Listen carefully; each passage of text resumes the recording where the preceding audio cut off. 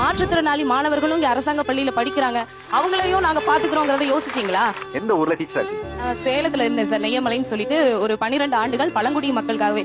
அந்த பாதையெல்லாம் பாத்தீங்கன்னா ரோடு எல்லாம் கிடையாது சார். தண்ணி வசதி கிடையாது, கரண்ட் கிடையாது. நான் போகும்போதே கீழே விழுந்து தலையில அடிபடாத குறையா சகதியில பறந்து இப்படிதான் நான் போனதே. மலை மேல ஒரு 8 கிலோமீட்டர் போகும்போதே நான் முடிவு பண்ணேன், அப்பா இப்படி ஸ்கூல்ல எல்லாம் நம்ம சேரக்கூடாது. கையெழுத்து போட்டோமா அடுத்த ஆர்டர் வாங்கிட்டு எங்கிட்டாவது ஓடணும்டான்னு.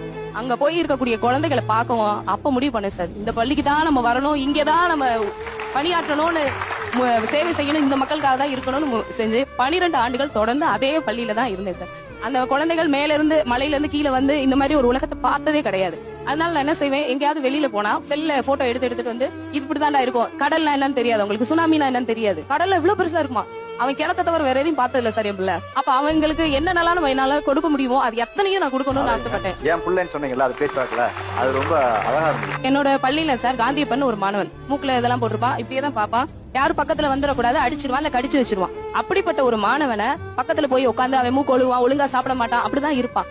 அந்த மாணவனையும் கொஞ்சம் கொஞ்சமா தான் நான் திருத்தி, அடிக்க கூடாதா, கடிக்க கூடாதா, தப்புடா அப்படின்னு அவனுக்கு கொஞ்சம் கொஞ்சமா புரிய வச்சுட்டு, ஒரு நாள் கிளாஸ்ல ஒரு பையன் சூர்யான்னு ஒரு பையன் தப்பு பண்ணிட்டான். நான் அடிக்க போலாம், காந்தியப்பன் அவனை அடிக்கவா அப்படின்னு கேக்குறேன். ஆனா டீச்சர், பேச்சு சரியா வராது.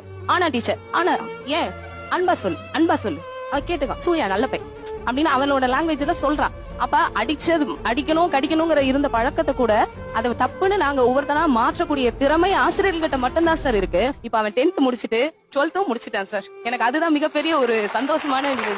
இப்ப என்ன பிரச்சனைனா, உங்கள மாதிரி டீச்சர்